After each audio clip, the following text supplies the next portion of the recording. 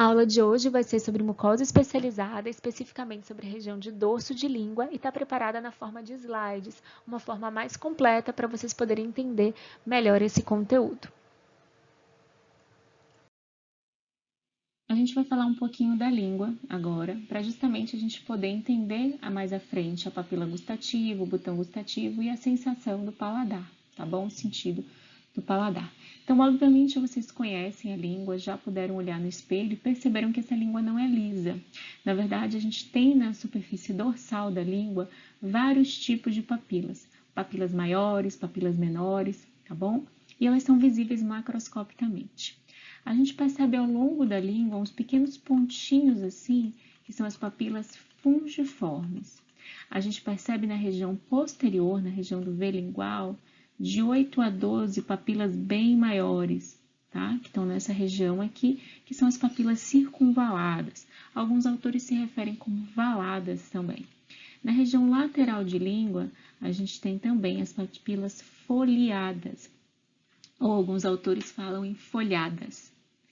E ao longo da língua inteira, mais ou menos uma posição, mais ou menos num formato triangular, né, cônico, voltado para posterior, a gente tem as papilas filiformes.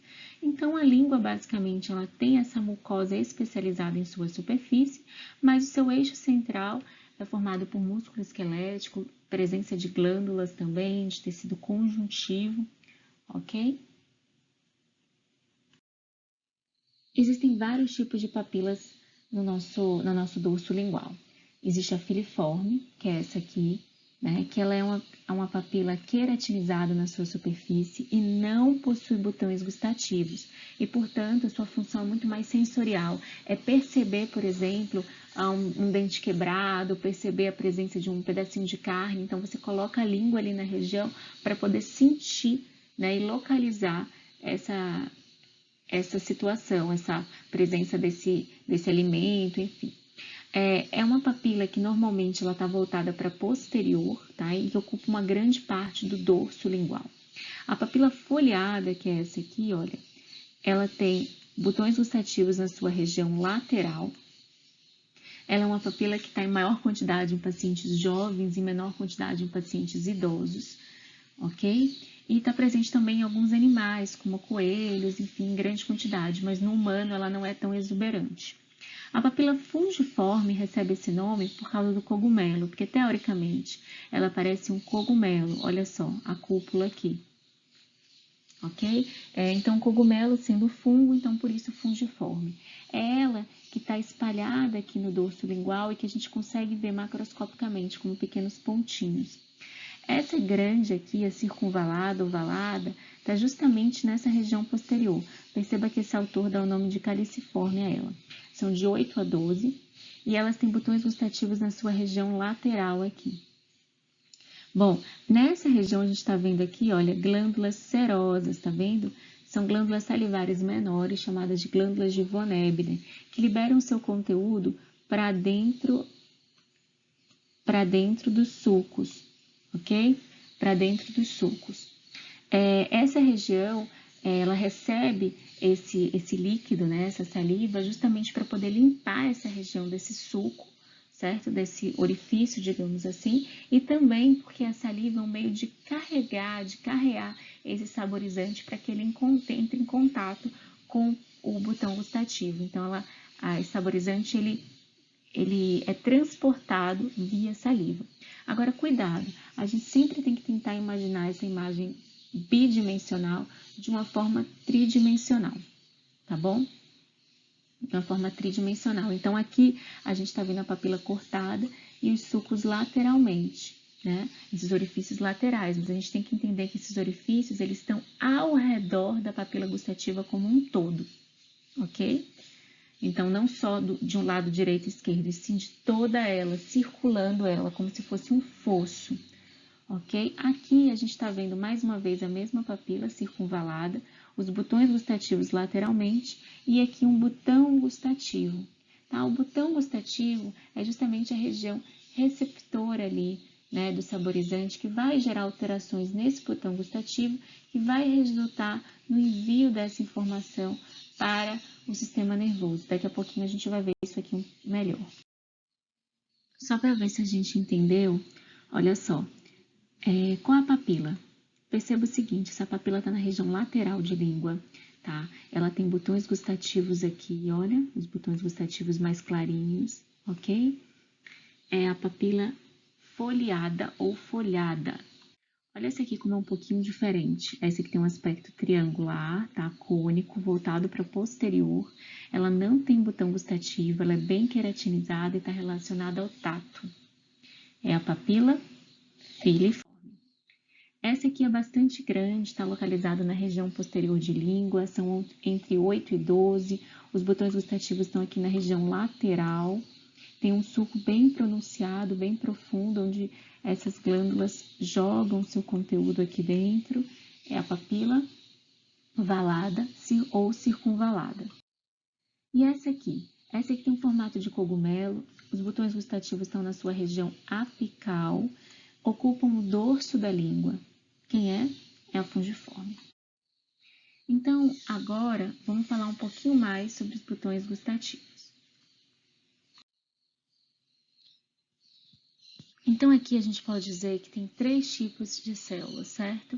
Células neuroepiteliais, ou seja, células receptoras, células sensitivas, células de sustentação e células basais. A gente percebe no desenho esquemático aqui, olha, células de sustentação, aqui, tá? E as células sensitivas aqui em roxinho. Normalmente, inclusive, as células sensitivas estão em maior quantidade do que as de sustentação. E aqui na parte mais da base, a gente pode observar células basais, tá? Nessa região mais da base do botão gustativo.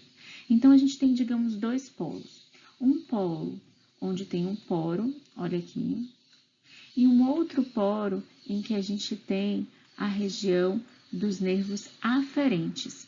Então, qual é a ideia? A ideia é que eu tenho células receptoras que recebem, né, essas partículas saborizantes, são realizadas alterações intracitoplasmáticas dessas células, que culmina justamente com a sinapse, com essas terminaçõezinhas aqui, tá? Que são de nervos aferentes que mandam essa informação embora, tá? Então, esse poro gustativo, ele vai funcionar como uma região receptora, especificamente pela presença de células receptoras, né? Células sensitivas. As outras células, a de sustentação, a gente pode considerar como uma célula da glia mesmo, né? Na verdade, não é uma célula da glia no sentido de que da origem embriológica, enfim, mas no sentido de função, de sustentação, né? Aí sim, ela sustenta, ela apoia, mas a origem dela não é a mesma da origem de uma célula da glia. A função é que é. Essas células se renovam a cada cerca de 10 dias. E eu tenho aqui embaixo células basais, que, como a gente sabe, são células com capacidade mitótica. Então, o paladar, gente, ela é uma sensação química. Então, substâncias que estão ali misturadas na saliva, né, elas geram estímulos das células neuroepiteliais sensitivas, né, que são aquelas células que estão dentro do botão gustativo. Então, basicamente é o seguinte, a gente tem o dorso da língua, no dorso da língua a gente tem vários tipos de papila, e a gente estudou que a papila fungiforme, a circunvalada e a foliada têm botões gustativos. A gente já viu que os botões gustativos têm alguns tipos específicos de células, né? Especificamente a que a gente vai falar um pouquinho melhor agora é a célula receptora, também chamada de célula neuroepitelial, também chamada de célula sensitiva. Então, aqui a gente tem um desenho esquemático, né, de células receptoras da região do botão gustativo. Então, quando a gente tem, né, digamos assim, no botão gustativo a gente tem essas células e a gente tem alguns saborizantes ali na saliva, esses saborizantes vão resultar, a chegada desses saborizantes vão resultar em alterações dessa célula receptora. Que tipo de alteração, né? Ela pode acontecer a abertura e a passagem de canais iônicos, pode acontecer o fechamento de canais iônicos, pode acontecer também a conexão do saborizante a um receptor específico. Então, várias situações podem acontecer, a depender do tipo de de saborizante, se é doce, se é amargo, se é umami, se é azedo, se é salgado. Então, por exemplo, no caso desses aqui, ó, amargo, doce e umami, gente, umami é considerado o quinto sabor, ele está presente no molho shoyu, por exemplo, tem associação com glutamato e acredita-se que ele potencializa os outros sabores, tá? Então, não é um termo que a gente usa no dia a dia, mas é considerado também um sabor. Bom, esses aqui, eles percebam que o saborizante, essa bolinha aqui, ele se conecta com receptores presentes na membrana daquela célula receptora e desencadeia respostas intracitoplasmáticas, tá? Porque são receptores associados à proteína G. E essas respostas resultam na abertura de canais de sódio que entram então, na verdade, sódio para dentro da célula, ocorre uma despolarização, uma entrada de cálcio, o que resulta na liberação desses transmissores, olha as vesículas aqui, liberando transmissores para essa fibra nervosa aferente. Daqui a pouco a gente volta aqui no slide anterior, e vocês voltam no slide anterior e dão uma olhadinha onde está essa fibra aqui no botão gustativo. Então, olha só. O doce, por exemplo, ele tem um outro receptor, né, que inclusive é formado por duas subunidades. Mas dentro da célula, o mecanismo é parecido e culmina mais uma vez com a liberação do transmissor e gera esse impulso pela fibra nervosa aferente que manda essa informação embora, tá bom? Obviamente não é a mesma célula que tem os três tipos de receptor aqui. Aqui é um desenho esquemático, cada célula tem um tipo de receptor. Agora, no caso do azedo e do salgado, é diferente. No caso do azedo, por exemplo, a gente tem o bloqueio dos canais de potássio e a entrada, né, dos íons H+, para dentro dessa célula. Então, o H+ entra, né, e depois ocorre o influxo justamente do cálcio, justamente porque tem uma liberação dos canais de cálcio sensível à voltagem. Na partir do momento que entrou o cálcio, o mecanismo é parecido com a liberação de transmissores para a fibra nervosa aferente. Então, perceba que no primeiro caso, né, gerou uma despolarização pela entrada de sódio, mas ativou os canais de cálcio e que gerou a liberação de transmissores. Mesma coisa aqui. Mesma coisa aqui depois do cálcio, né? A partir do momento que entrou o cálcio, também teve a liberação das vesículas sinápticas. Então, o processo inicial é diferente, mas no final eles se assemelham, tá? A partir do momento que tem a entrada de cálcio na célula. Esse terceiro mecanismo aqui é parecido também, no sentido que o salgado, né, é o NaCl, o sódio entra na célula e esse sódio inicial vai estimular a abertura de outros canais de sódio. Quando o outro sódio, né, a quantidade maior de sódio entra, ele mais uma vez despolariza a célula, o que gera a entrada de cálcio para dentro da célula.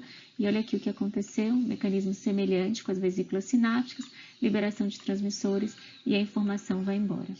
Bom, esse aqui é um circuito simplificado, ele está disponível no Ross, tá? Que é um livro bem importante de histologia, nas edições mais novas, mas tem alguns estudos que mostram que talvez essa transmissão sináptica seja um pouquinho diferente, tá? Mas na literatura, a maioria dos livros, eles tratam o processo dessa forma aqui explicada, tá?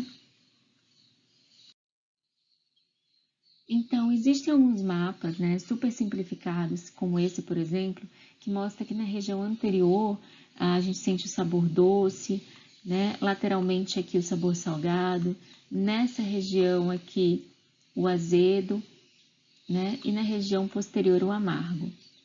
Bom, na verdade, esse mapa realmente é super simplificado, a gente sente o gosto em várias áreas, né? Não áreas específicas, você sente o doce em outras regiões além da ponta da língua, mas talvez nessa região você tenha de fato uma quantidade um pouquinho maior de receptores, por exemplo, tá? Mas os sabores, eles são percebidos na língua como um todo, isso aí é uma visão ultra simplificada.